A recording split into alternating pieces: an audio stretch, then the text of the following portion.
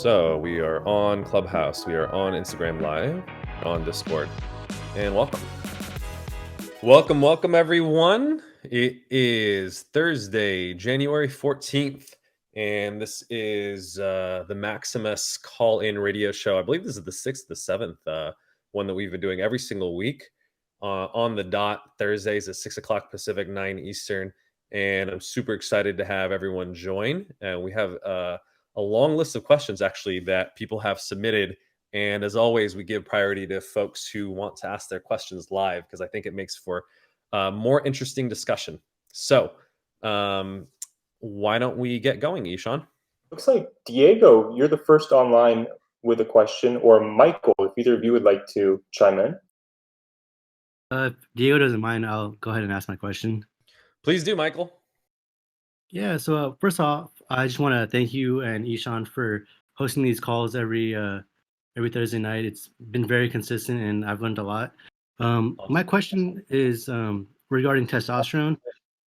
And I'm curious, I hear it all the time. Men should think about their testosterone, but I'm not sure what testosterone really is and why should men be thinking about their testosterone and getting their testosterone levels checked?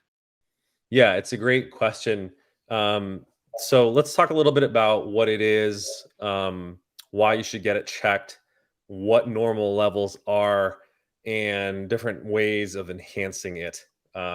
So testosterone is essentially the master male hormone. There are many hormones that are part of the endocrine system, but testosterone in particular is particularly important because it's one of the masculinizing hormones, right? So when you were literally in utero, when your mom was pregnant with you, the amount of in utero testosterone helps, in fact, differentiate an embryo and makes them a boy versus a girl.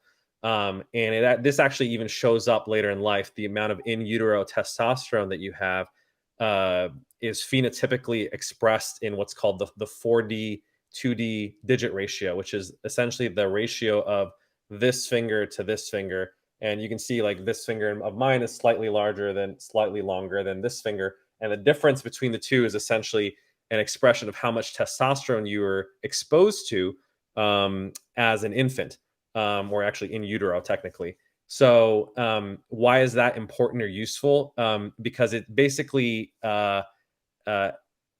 shows how much testosterone you were exposed to, and actually can be used in like prediction. So there was actually a great BBC special that was kind of like a battle of the sexes, and this professor went to a track team and measured all of their 2D, 4D digit ratios to see who basically had the highest level of testosterone that they were exposed to when they were in the womb, so to speak, and then use that to basically predict who would win a running race. So the guys ran a race, and as predicted, the guy who had the highest 2D, 4D digit ratio, which means they had the greatest amount of exposure to testosterone early on in life, was actually the person who ended up winning the race. So testosterone does matter for things like sports performance very much, because that's why, in fact, you see all the doping scandals and allegations, because people who naturally either have higher levels of testosterone or artificially enhance their testosterone through pharmacological means tend to perform better because it increases muscle mass, decreases body fat, and increases the ability to lift weights, do power sports, sprint. So it's essentially an ergogenic aid. So that's one of the reasons that it's important, is it enhances performance, especially on an athletic level. Aesthetically, obviously, it has effects not only in terms of, as I mentioned, increasing muscle mass and decreasing fat mass, but those are what are called the anabolic sort of effects of testosterone. Testosterone does break down into a molecule called DHT, which is more androgenic, and androgenic is like literally the more masculinizing thing. So like DHT lets you grow a beard, for instance. It makes your voice deeper, and so all the effects that you associate with the onset of puberty, for instance, or sort of phenotypic expressions like body hair, chest hair, beard hair that are associated with essentially being male and makes us sexually dimorphic from females, meaning we look different than females. It's responsible for. So that's kind of on a physiological level. And then there's some interesting psychological or psychiatric effects of testosterone as well. When testosterone levels are higher, people do have a self-reported greater sense of confidence, drive, energy levels, and almost like a sense of dominance, right? So the interesting thing about it, though, is it doesn't necessarily make one like the stereotype of a knuckle dragging Neanderthal that's super aggressive and wants to start a fight at any particular moment. In fact, there's really interesting research in which they gave men testosterone replacement therapy. So this is external testosterone that was injected into the body. And interestingly, it actually improved their mood. So they were often actually friendlier, calmer, lesser self-reported symptoms of anxiety and depression. So it kind of actually makes sense where if you think that testosterone is essentially a biomarker that may be a proxy for where you lie in sort of the social dominance hierarchy, where higher testosterone males tend to, because perhaps of whether it's being more confident or looking or feeling or performing better, tend to achieve more. They tend to be higher on the dominance hierarchy in terms of their power, status, etc. And as a result of that, actually can relax a little bit. Contrary to sort of stereotypical notions, I think it's actually mood regulating when testosterone levels are at least normal, if not high. So that's the other reason that I think it's powerful is, hormones are different than, let's say, neurotransmitters being things like serotonin, dopamine, acetylcholine, etc. In that they have kind of very profound effects in mind and body. I think it's a very powerful hormone in a lot of ways. Now, to the point of like, why should it matter to you and why should you measure it? It's not routine to test for testosterone. Like if you go and get your annual physical, for instance, sometimes they may do blood work, sometimes they may do not. It's usually like a CMP or CBC that they're doing, which is just like measuring standard things like your blood glucose levels, but they don't generally measure testosterone. I actually think it's a shame that they don't, because it's actually increasingly a problem on 3 different levels. So one, there's a generational effect that we're seeing where testosterone levels are decreasing 1% per year, right? So a guy in 1980 had 40% higher testosterone levels than a similarly aged guy in 2020. And we're not 100% sure why this is. It may be a number of factors, obesity, smoking, but also potentially these endocrine disrupting chemicals. Everything that we use is plastic from, or has, whether it's plastic microbeads and toothpaste, toothbrushes, all of our food is stored in plastic. And these may be sort of trickling into our system, including all the cosmetic soaps, all kinds of stuff that we use, and maybe disrupting our endocrine system much more than in previous generations where people kind of used less ultra processed stuff, less ultra processed food, etc.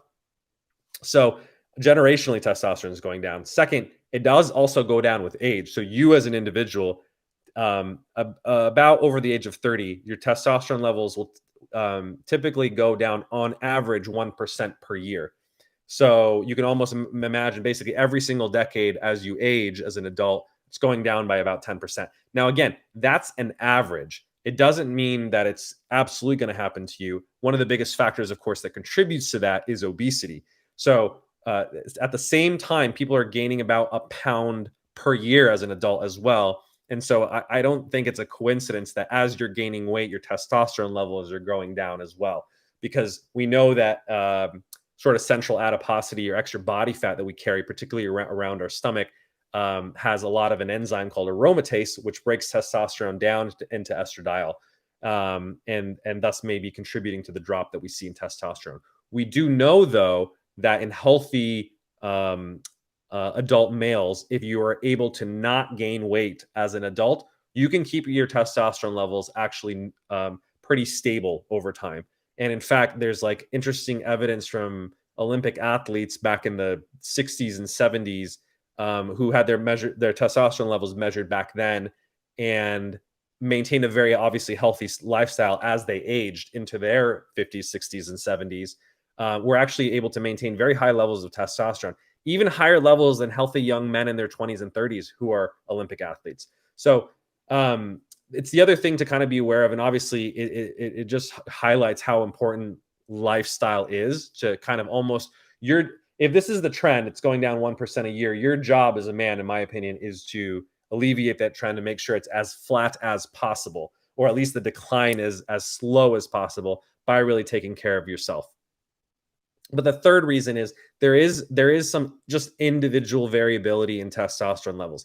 Now, whether that's because of just genetics, whether that's because maybe you're maintaining a healthy lifestyle, but who knows? Maybe you're exposed to these endocrine disrupting chemicals, and you're not even aware of how much exposure that you're getting, or maybe due to lifestyle factors. Let's say you're getting 6 hours of sleep, and that may be affecting you more than other people because you really need, let's say, 8 to 9 hours of sleep, just based on your kind of physiological makeup. So you may be low testosterone or at least non-optimal testosterone. You have no idea. So I generally encourage people to ask their primary care physician if they have a good relationship with them to get tested in terms of their testosterone levels. Most doctors, unfortunately, will say unless you have a good reason or you're symptomatic or you're showing some sort of symptoms, they won't do it because insurance companies need to have a justification to pay for it. I think it's a bit of a shame. So I think it's why it's important to have a good relationship. You can say, hey, look, I just want to make sure that I'm not having a problem. Or if you are experiencing some symptoms like fatigue, etc., you can say, hey, I just want to make sure it's not because of this issue. And there's other issues, other hormones that are important as well. So for instance, if, I see patients in my private practice, if I see someone who's like super, super anxious and it's not like concomitant with sort of their thoughts, right? They're not worried about a lot of stuff, but they're just experiencing a lot of physiological anxiety and it's all the time. I'd be like, go get your thyroid levels checked because you might be hyperthyroid. There may be something physiological going on that's not even psychological. So you want to almost just cover your bases. So I think on those three levels, it's very useful to know what your testosterone levels are, is making sure that because of the generational bracket that you're in, that you're not sort of low. Two, depending on your age, that you're not just having low levels because of your age or your lifestyle. And then three, just making sure you on an individual basis, because of your lifestyle and your health behaviors or your exposure to chemicals, don't have low testosterone. I think for all three of those reasons, it's very useful to go get your levels measured. Now, there's a tricky issue of what is low, right? Depending on the type of test that you do, there's a different reference range. Generally speaking, I would say like a normal range, if you're talking about total testosterone, if it's measured in, I believe it's nanograms per milliliter or deciliter, is usually between 300 and 900, I would say. You're not really considered to have clinically low testosterone unless you're below 267, 300, depending on the lab reference range. But just because you're not, that includes like 95% of men between that 300 and 900. But just because you're not like in that bottom, 2.5%, doesn't mean that your levels are optimal. So if you had a level of 301, the test would come back and say normal. But normal is like you're literally in the third percentile, and 97% of men are higher than you. So now an insurance company would be like, you're normal, I'm not going to pay for any treatment. But if you're trying to be the best man that you can be and be optimal and be competitive in a hyper competitive society, I would say third percentile is not particularly great. And you might want to try to figure out what's contributing to that. Obviously, it's useful to review all your health behaviors and make sure it's not because of sleep deprivation, your diet, lack of sun exposure, lots of other factors. But there are sort of, other things that you can do to make sure that your levels are high. So obviously, just do a quick review of the 5 foundational health behaviors. Make sure you're getting 7 to 9 hours of sleep.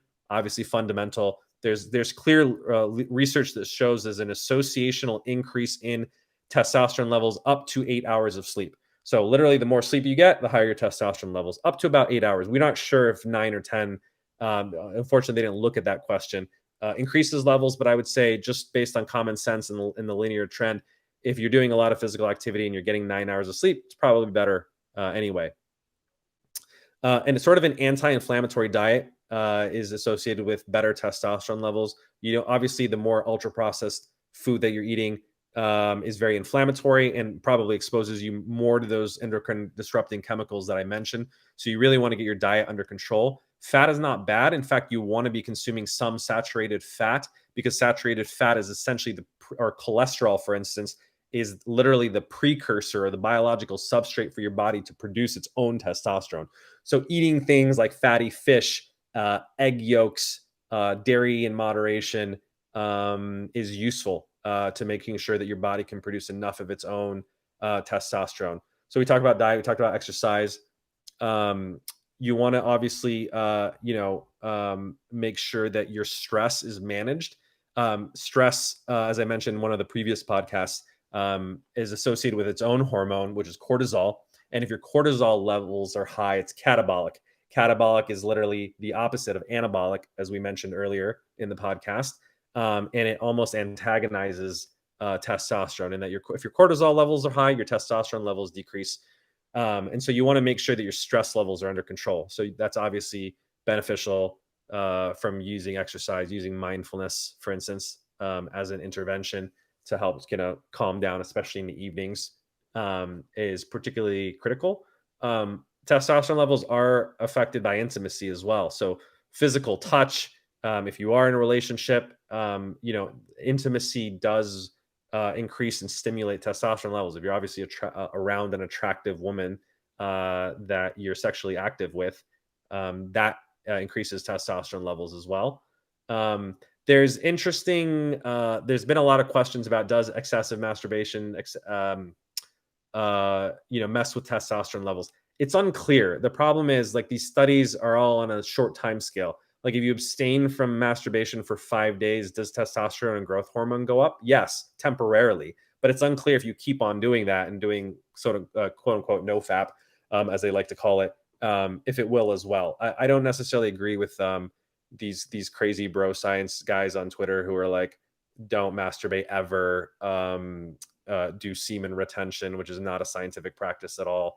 In fact, there's good research that shows that orgasming as a male at least once a week is probably healthy for your prostate in terms of producing and releasing seminal fluid and things like that. Now, obviously, if you're going nuts and you're like masturbating 3 to 5 times a day because you have a pornography addiction, you should probably address that. It's unclear what the effects are on testosterone, but I think just for your general mental health and well-being, you should address that.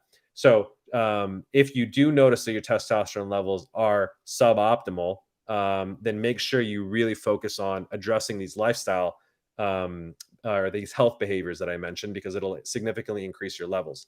And if you want help doing that, that's obviously what we're doing here on Discord. We have the accountability groups, and a lot of people are working on their New Year's resolutions, not just to increase their testosterone levels, but just to be a better, healthier man in general. The nice thing is these things kind of go hand in hand. So the way that I would kind of put it is, you should think about testosterone as almost like the canary in the coal mine, or as I like to call it, like the check engine light for men.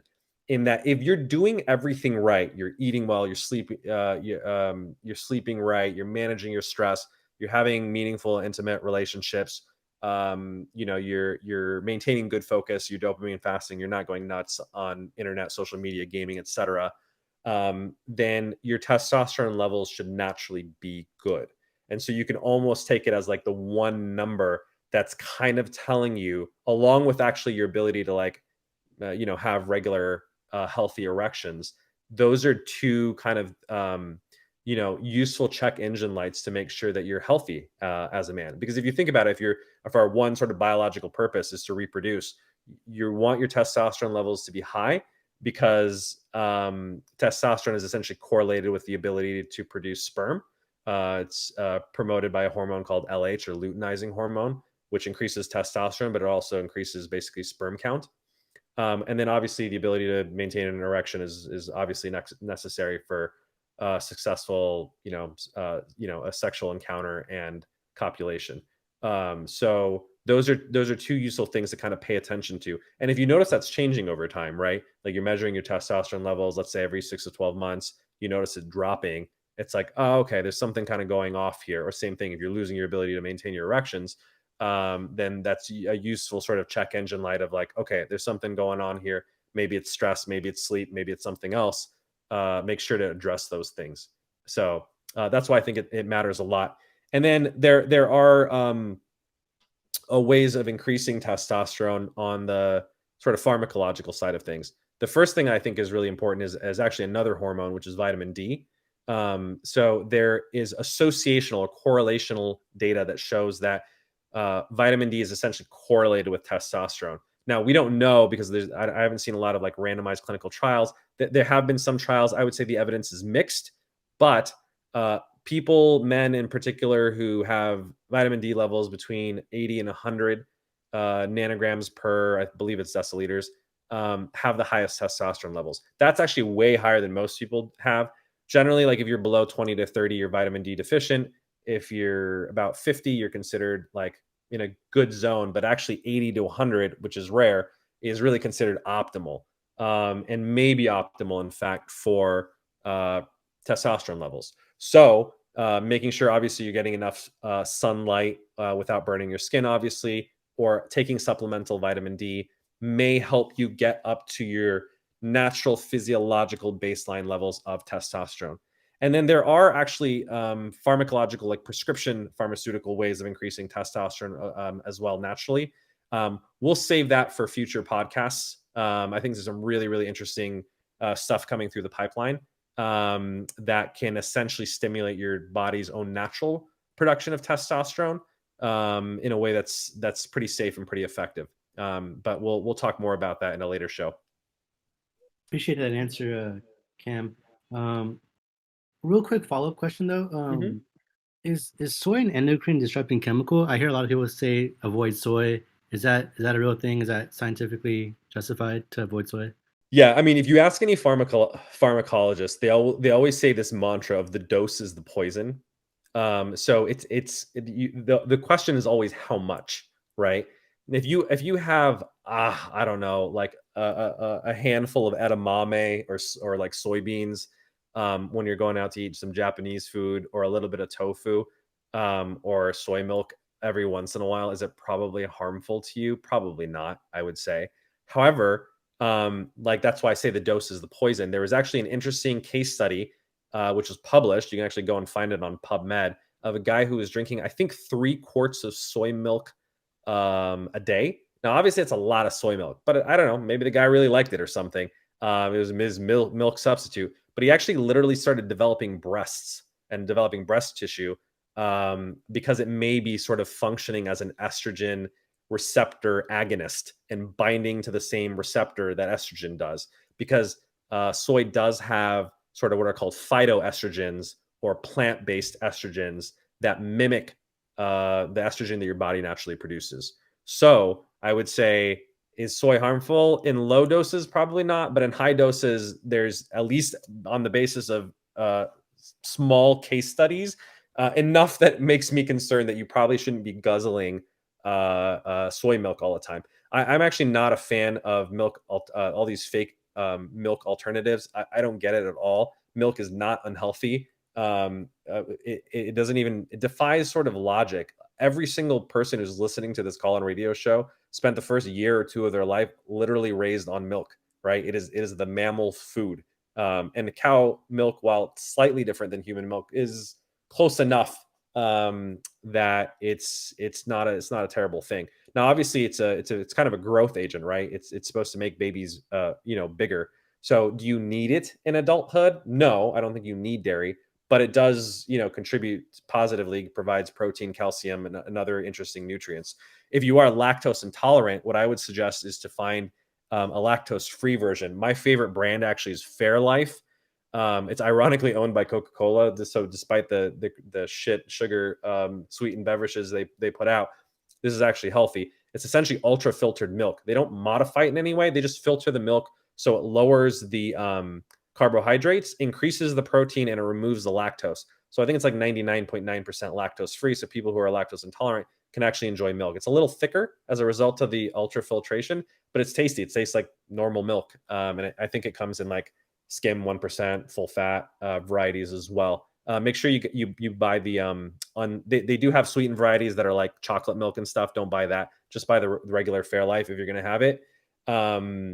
Or otherwise just, drink milk. I'm personally more of a fan of fermented dairy if you're going to have dairy, meaning Greek yogurt, skyr, kefir.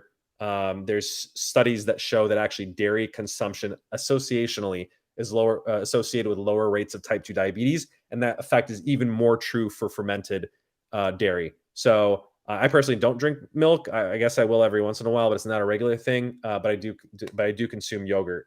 And I do think that's a healthy thing, particularly the strained yogurts that are lower in carbohydrates. Awesome. Thanks so much, man. Pleasure. So up next, Hitman, if you're online.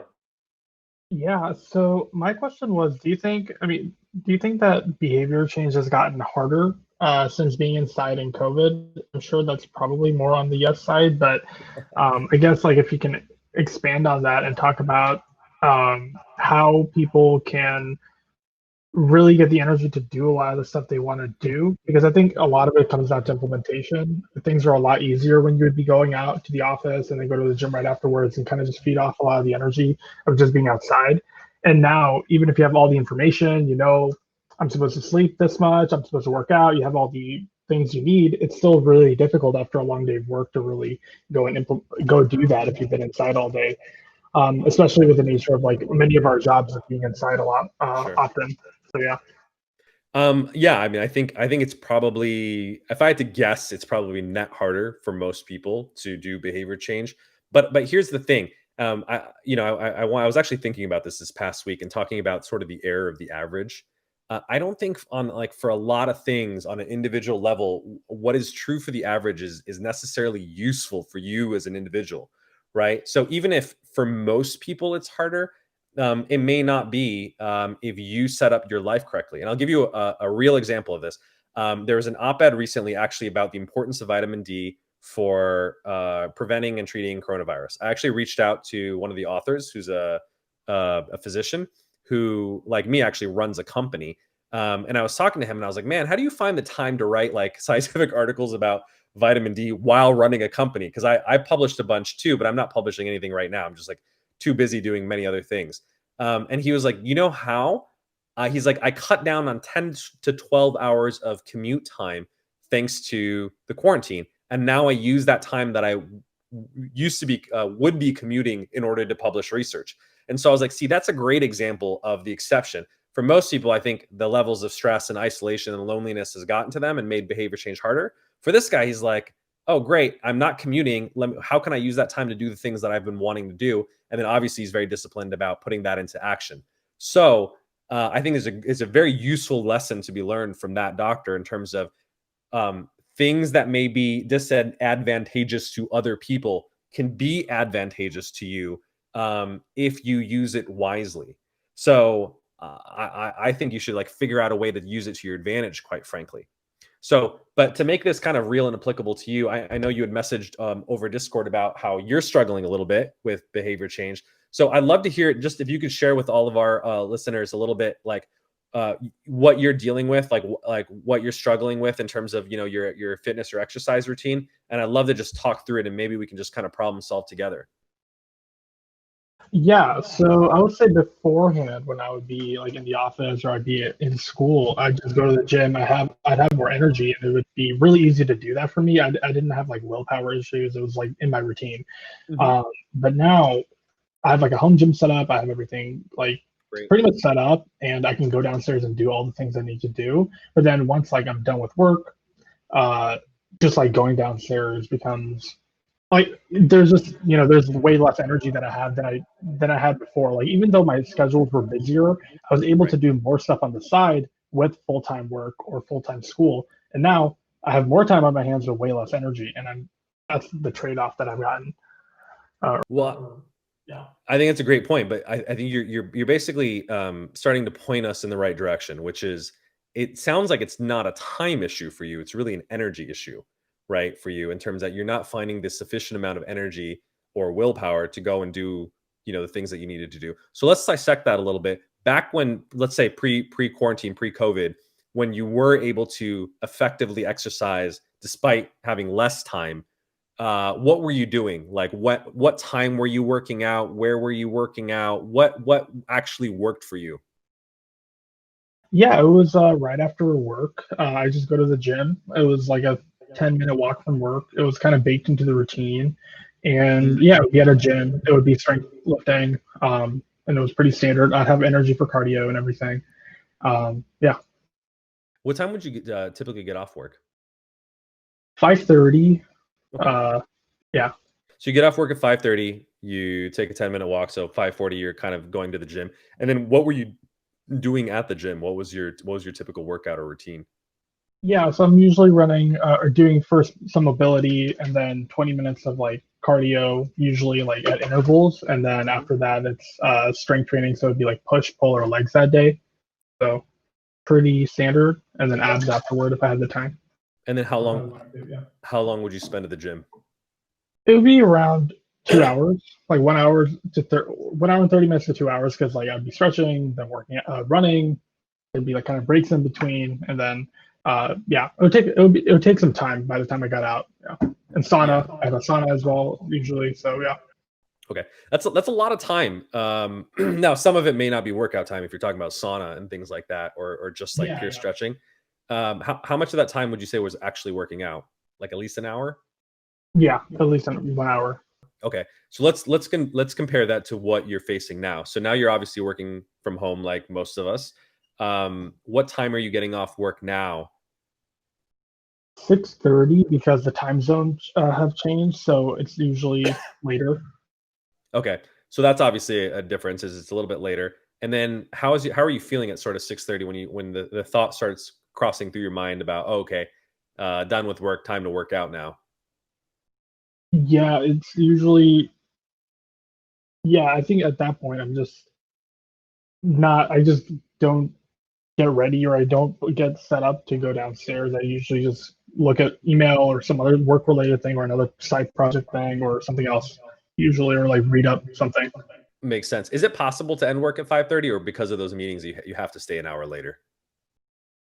I could do it earlier on 5:30, but like sometimes things come up, or yeah, usually I keep it to 6:30 just because I can get either more work done, or like there might be something that came up in the middle of the day and I wanted to get more done that day. Is But I it could is do it 5:30 as well. Yeah, I was going to ask, is that extra, it's the hour, is it like is it meetings that you can't move, or is it just like work that you need to do you could do at like whatever 7, 8, 9 o'clock? Yeah, yeah. It's usually sometimes it's meetings, but usually I can be really flexible. So Okay. So, and then have you worked out at your home gym during quarantine? And are you doing the same workout that you used to do, like the hour and a half, 2 hour kind of thing? yeah, I've been doing well. I don't do the cardio as much anymore. I kind of just walk, and then I've actually took out some of this from the routine because I've been getting into back into it. So it would be around the same, pretty much the same exercises, except like less volley or less machines. Yeah, that makes sense. So there's a couple things that come to mind. Is if you're finding it's an energy issue, then we have to address that. So you obviously kind of probably can guess where I'm going in that. If you find that your energy levels are declining, which they can actually pretty rapidly, I would say in the evening, like there is kind of a big difference between 5:30, 6:30, 7:30 for people. If you're depending on sort of your circadian rhythm, are you more of a morning person or an evening person? Night person. Yeah, so for working out, it's definitely evenings. When I work out in the morning, I usually get really tired for the rest of the day. So evening person for lifting, for working out. But what about exercise aside? Like, are you a morning person? Like, do you get up early? Yeah, more. I'm the morning person. I get like most of my stuff done in the morning. Okay, so that may be interesting in that. So if you're more of a morning person in that you have probably a shorter circadian rhythm, you naturally get more tired in the evenings, right? And you probably go to sleep earlier as a result of that. Now, it's probably better for if you're talking about from an exercise performance standpoint to work out in the evenings because, ironically, going back to question number one, your testosterone and growth hormone levels are higher in the evening.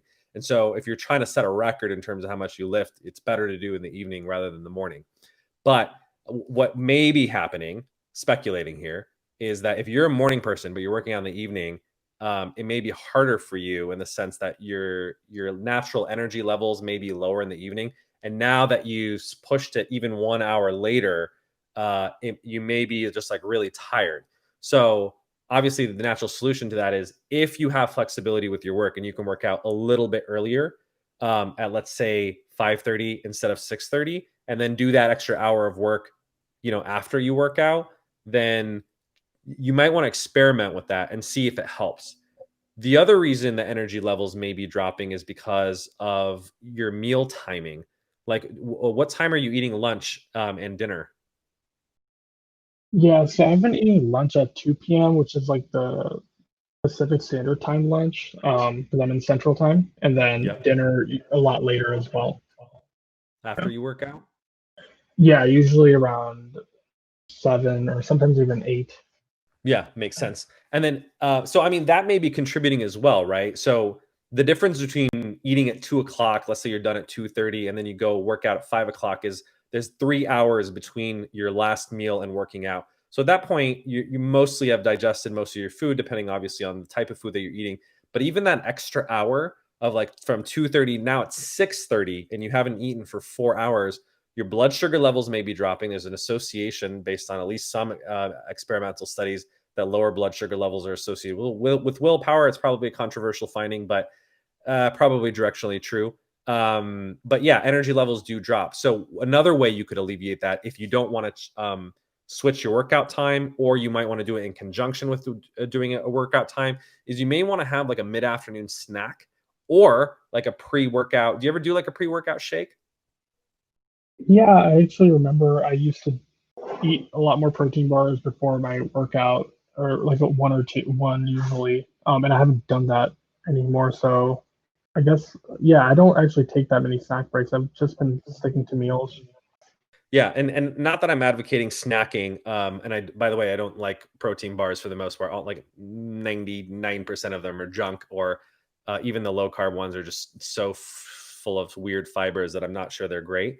But you may want to experiment with like either, let's say, between somewhere halfway between your lunchtime and your exercise time, you could have a proper snack like handful of nuts, an ounce of cheese, two hard boiled eggs, like healthy kind of snacks. You could do that as like a small meal or a small snack, or you could have a pre-workout shake, which I generally recommend 20 to 30 grams of like a whey protein isolate, 3 to 5 grams of creatine monohydrate. Obviously, consult with your physician. But providing a little bit of nutrition for yourself may alleviate your energy levels. I am not a fan of fasted cardio or fasted exercise. In fact, there was just a study that came out that showed that it wasn't particularly effective. In fact, because there's this notion that if you work out and do cardio fasted, it burns more fat. I don't think that's necessarily true based on the latest findings.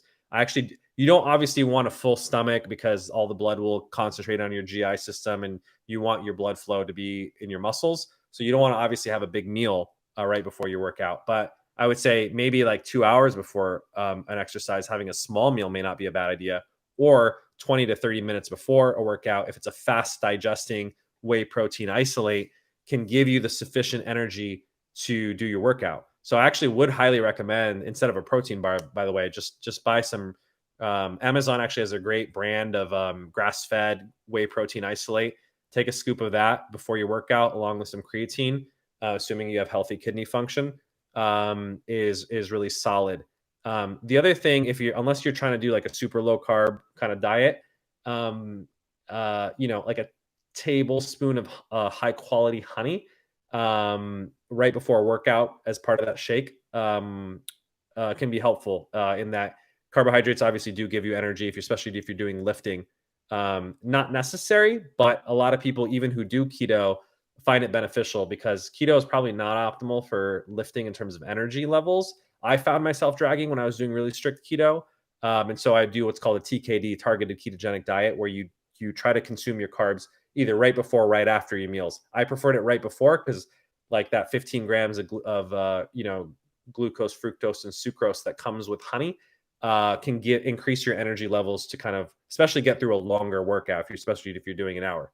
Speaking of which, so we've talked a little bit about timing of the workout. We talked a little bit about optimizing your nutrition in order to have the sufficient energy for your workout. But the last thing, let's talk about the behavioral side of things, which is you may be creating too high of a bar for you to exercise. If I was exhausted at 6:30 and I knew I had to do a 2 hour, hour and a half, even an hour workout, and I'm tired, of course you're going to skip it, right? Because it's a very onerous, exhausting kind of thing.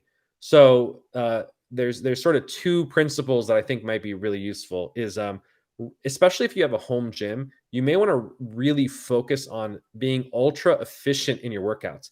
Now, if you used to go to a in-person gym, it's sometimes people don't like being ultra efficient because it's like, I got to drive all the way here. I might as well do everything that I want to do and do like you said, take advantage of the sauna that's there, take advantage of certain equipment that's there. But if you have a gym that's literally at home, you can work out all the time. You might want to really focus on actually toning down your workouts and being a lot more efficient with them.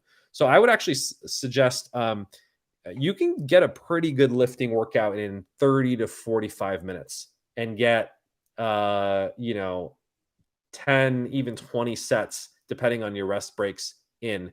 So the only way to do that, though, is to really focus on lifting. I would actually suggest maybe you want to split up your cardio and your weights. I'm actually not a fan of doing cardio and weights together because I think the principle goes, you can either work out long or you can work out hard, but you can't really do both. And it kind of exhausts people unless you're a professional athlete or bodybuilder and you're trying to do it for recomposition purposes.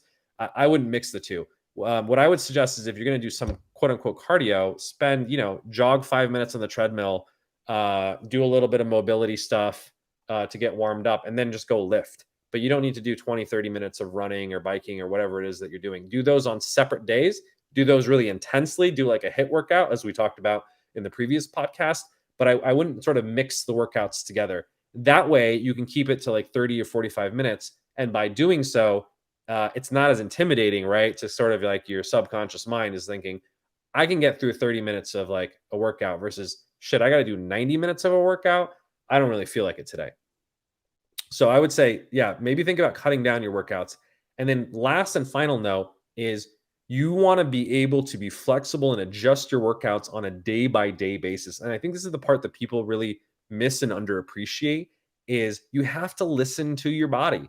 Now, that doesn't mean listen to your mind because your mind will give you all kinds of excuses not to work out, but you want to listen to your body because, yeah, you just may legitimately have lower energy, right? So on days I get 8-9 hours of sleep, I'm feeling fantastic. And I'm like, let me just go crush, a PR today at the gym. But if I get 6-7 hours, I'm functional. I'll get through my day at work, but I'm not feeling like, record setting day when I'm lifting today. I'm like, let me just get through this workout, and just do the bare minimum.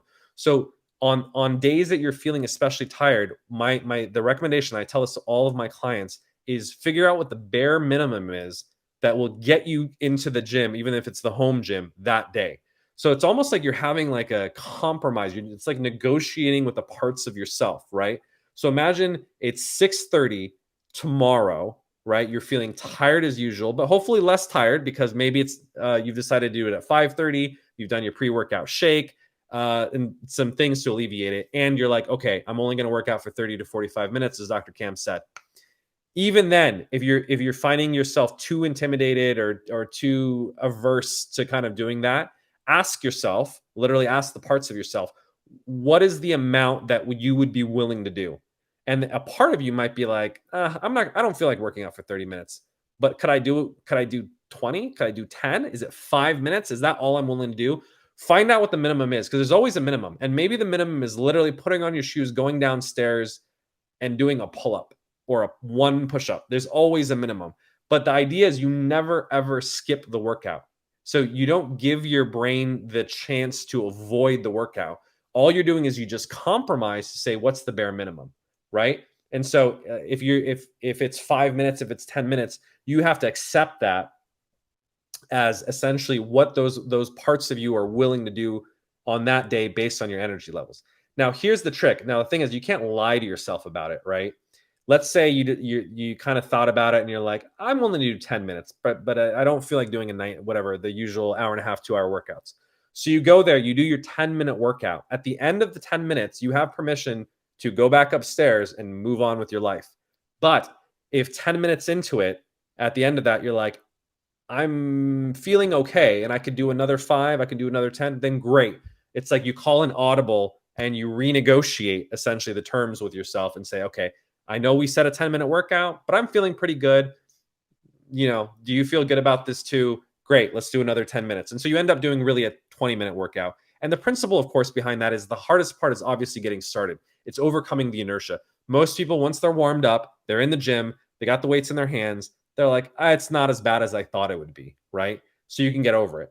On the other hand, if you're really just exhausted after those 10 minutes and you're just having a shitty day, fine, call it a day and go back upstairs, because at least you compromised with yourself and did the bare minimum that you decided was necessary and sufficient for that day, which is 10 minutes. Then congratulate yourself and say, okay, maybe you'll be better tomorrow. I might have gotten more sleep. I may be feeling emotionally better. That's fine. So that's the important thing, is I really think people underappreciate this principle of like, you got to compromise with yourself and listen to your body and sort of the different parts of you that may not be willing to do an hour and a half, 2 hour workout every day. I don't think most people, unless they're super motivated or it's become, like you said, a routine, like it was back in the day, are willing to do that. So really try to apply that principle and never skip a day. So how many days a week are you trying to work out? 4 to 5. Great. So 4 to 5, it's like Monday through Friday, Monday through Thursday. Make it your goal in this next week that you're going to go every single one of those days that you said, those 4 to 5 days. But you're going to compromise, right? So one day maybe 10 minutes, one day maybe 20 minutes, one maybe 30 minutes. If that's what gets you to do it and never miss a day and continue your streak, then that's what you got to do. But the worst thing is to be a perfectionist and say, I got to do work out for an hour and a half, 2 hours, and the Monday you do your hour and a half, Tuesday you do 0, right? So the irony, of course, is that by being inconsistent, you only do that twice a week, you end up actually working 30 to 45 minutes on average, right? Because you're averaging an hour and a half and 0. So instead of doing that in a very clunky, inconsistent way, you might as well just like calibrate down to the level that your mind and body are willing and able to do. Thank you. Yeah, that makes a lot of sense. I really appreciate it. This was a lot. So thank you. For sure. So yeah, I know there's a lot, but I mean, this is kind of an example of some of the things that I would go through with clients as I'm coaching them, right? You got to think holistically about what's your chronotype, what's your circadian rhythm, what's the right time to work out? Am I getting enough nutrients to have enough energy? And then am I also kind of compromising psychologically with the various parts of myself to make sure that I'm willing to, do the workout? And then behaviorally, am I also like cutting down the workouts in a way that are achievable, right? So going forward, like my general principle is you should have about an 8 out of 10 or an 80% confidence of you hitting any particular goal. So let us know how it goes. Feel free to check in on our next call and radio show. And I'd love to hear if you actually hit your 4 to 5 days next week. Yep, 100%. We'll definitely be going today after this. Excellent. Do that. And remember to use the accountability groups too. If you want other people to hold you accountable, make it a goal in our squad. And the other guys in the group will definitely hold you to it. Awesome. Thank you. My pleasure. Hey, Dr. Cam, how are you? Good. How are you? Fantastic. You said you've already shared so much today, which has, I've started doing a lot of these things, and I started tracking my T. I went back to the doctor, got all my levels for the last 5 years, put it into a spreadsheet. And the bizarre part is the GPs are completely clueless about a lot of these things. I mean, it's just, anyway, I mean, my B12 levels were really low several years ago. They had no clue. Now they're really high. And, because I was taking them too much B12, so I'm backing off. But anyway. Yeah.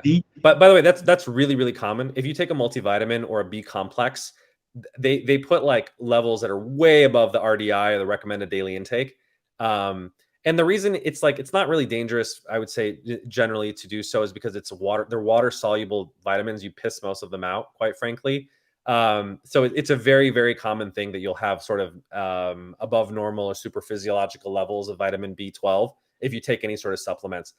So it's not a rare thing to see that. So Don't necessarily get freaked out by it. Obviously, it depends on you and your. I defer to your physician's expertise, but it's not unusual. The funny thing is, the physicians are, and I have a fantastic physician, who's really good. He hates writing scripts, but I read that high B12 has been very mildly correlated with increased cancer because it's a growth hormone. Yeah, maybe. It's a very mild associational study. I'm Right. not putting a whole lot of weight on it, but taking B12 was pretty revelatory for my energy. So I'm not going off it, but I'll just modulate it down a little bit. If taking 2 a day, I'll take 1 a day. Yeah, that's smart. And I know a lot of people who do that. Just you want to for the listeners on the call, like sort of B vitamins, B complex vitamins are very helpful for energy. That's why you see them often in like Red Bull and other sort of energy drinks. They like to throw a bunch of B vitamins in with their drinks, along with the caffeine, of course. And it can be helpful, yeah, for energy levels. But yeah, you don't necessarily because supplements are not regulated and the amount that they put in them is varies all across the board. Yeah, I think it's a smart idea what you're doing. Measure your levels and then titrate it to the appropriate amount where you're getting kind of the maximal benefit with the minimal viable dose. Yeah. So the question I had, which you touched upon already, was keto and working out. So I started keto in August. So it's been almost exactly 6 months. And the first 2 months were completely, shit, right? Like I felt like crap. Yeah. And I couldn't work out, all those things. I do some pretty heavy kettlebell workouts. And now I was able to go back to them, but I feel my appetite going down, and partially could be winter. Mm-hmm. But same time my energy going down too, for doing weight workouts. And I just feel my diet is like the amount of calories I'm taking in, the absolute number of calories is going down. Mm-hmm. And you spoke a bit about keto and working out. So if you could address that, that would be really, really good. And then one second part was on Twitter, you had mentioned the potassium sodium balance. Right. Oh, I think it was potassium sodium, not sodium magnesium, right? And not being Yes. equal. Yeah. So if you could expand on that a little bit. Sure. So, I mean, part of the reason that keto or ketogenic diets work is that they put people in caloric deficits. So they're naturally satiating diets. It's very satisfying. Obviously, you eat a bunch of meat and eggs and things that sort of fit a low carb diet. So when they've done tightly controlled studies and they compare it to standard American diet, part of the reason it works is people eat like 100, 200 calories less per day, even when they're not trying to control their calories. It's just that the food is more satisfying, satiating. And so they naturally cut their calories and they obviously lose more weight. There may be something obviously it's not just the calories, I would say. There may be something unique, obviously, to lowering sort of glycemic response by eating lower carb foods that may help restore insulin sensitivity, which is really important, obviously, if you're sort of on the diabetes or cardiometabolic spectrum. So it's both of those things. It's not just calories. I think it's a combination of the calories and the carbohydrates that make ketogenic diets effective. But it's not unusual to experience what you're reporting in terms of a little bit lower appetite or at least a little bit lower consumption of calories as a result of a ketogenic diet. But I would argue that's kind of why they work. So now keto for athletes is interesting, and we could have a whole show on this. And there's lots of people.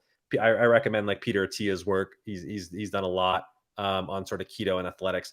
I have a general kind of useful rule of thumb: is it depends on the kind of sports that you're doing. The gurus in this field are Volek and Finney, who helped found Verta Health. They have 2 great books, which is I've watched almost all their videos and read all the books.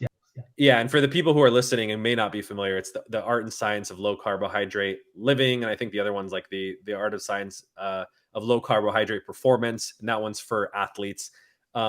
It may be a ketogenic diet may be great if you're like a marathon runner, triathlete, or ultra marathoner. It seems that for like these endurance sports where you're doing it for probably more than an hour, more than a few hours, switching your body from burning carbohydrates to burning fat may be advantageous. So there's a lot of like very successful like ultra marathoners who do kind of low carb.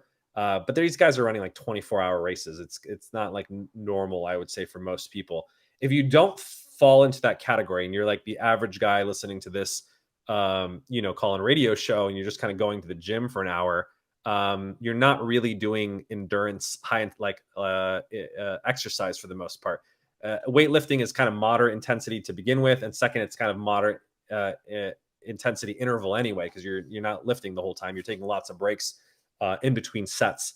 Now, there have been studies on keto for looking at it for hypertrophy.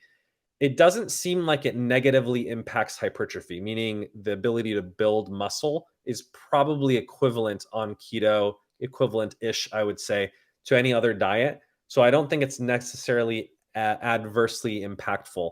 And there's obviously lots of people who, lift on keto. However, if you look at professional athletes, this has been my argument, there are very, very few professional athletes outside of those doing endurance sports.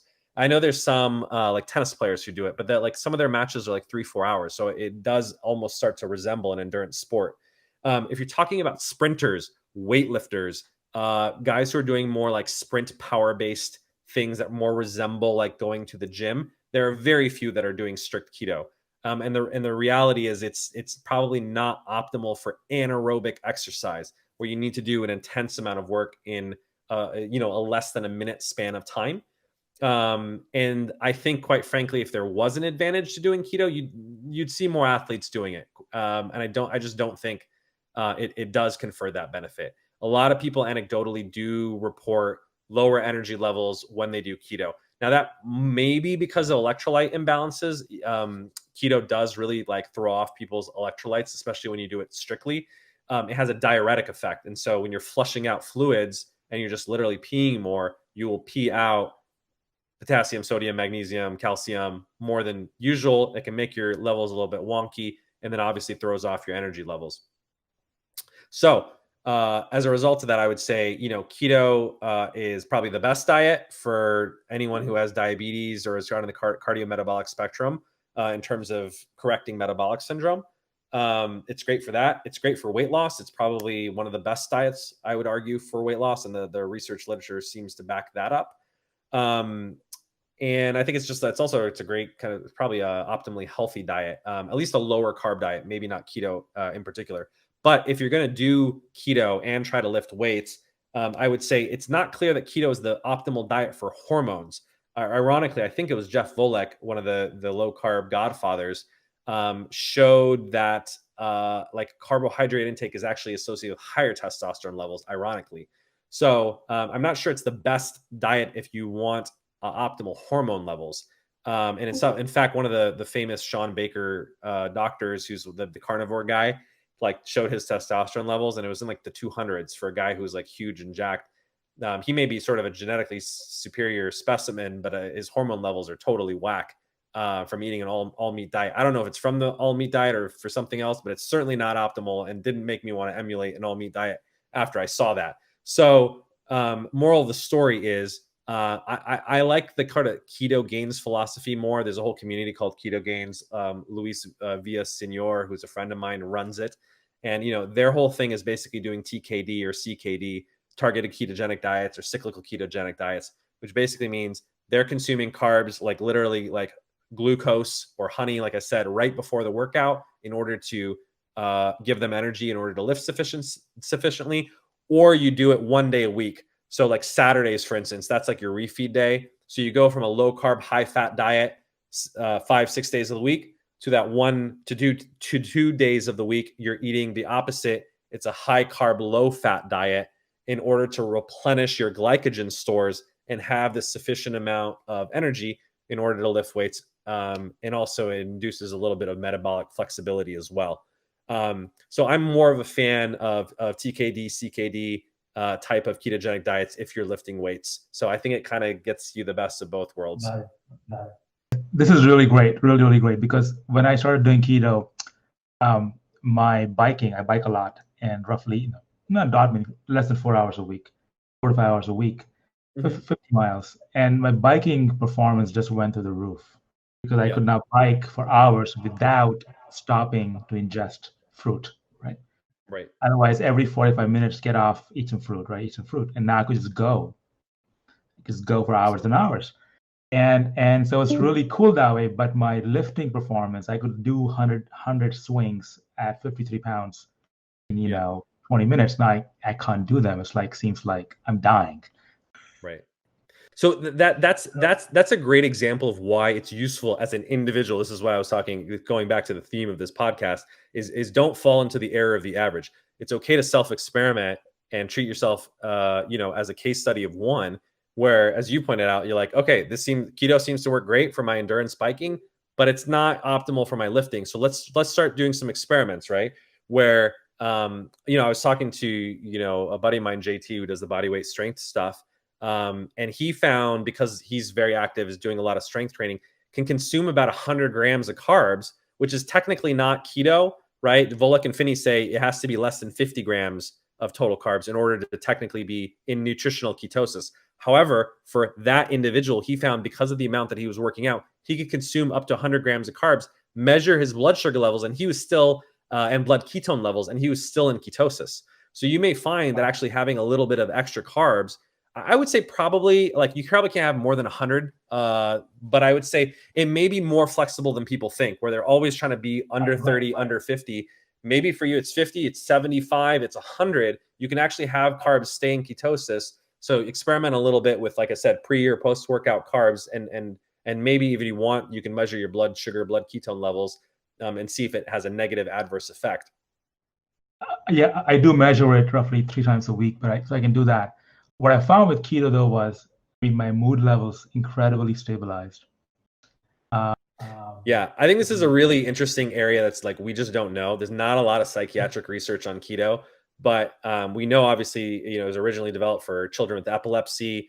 Really interesting emerging evidence in dementia and Alzheimer's may be beneficial for that. But I think for other, like mood, axis 1 mood disorders, depression, anxiety, it may be helpful. And you certainly heard some anecdotal stuff, whether from you, and I've heard this from some other people. It does have this sort of mood stabilizing effect, because your brain preferentially actually prefers ketones over glucose. And for some people, that may help kind of smooth things out. But this is where I think the science is unclear. So I think it's useful to experiment, see how your mood is, track it on a regular basis, and see if it's better. Definitely. Okay, fantastic. Could you briefly touch upon the potassium? Oh, potassium, sodium. Yeah. It's interesting. This is where I disagree with Volek and Finney. They look at associational data and find that the lowest mortality rates are around 5 grams of sodium per day. And it's important, because I was saying, because of the diuretic effect on keto. That's sodium, not sodium chloride. So that's, you're looking at 10 grams of sodium chloride. Yeah, they're just talking about pure sodium, right? So you got to separate out the chloride. But they're saying, you should consume 5 grams of sodium a day. I disagree with this, because I'm a little bit more in the ancestral paleo camp. If you look at hunter-gatherers, they're consuming less than 1 gram of sodium a day, right? It's really hard to get salt out in nature. They're not consuming 5 grams. So I think this is where, associational epidemiological data is not so great. So I think a general rule of thumb is you should get as much potassium as you get sodium.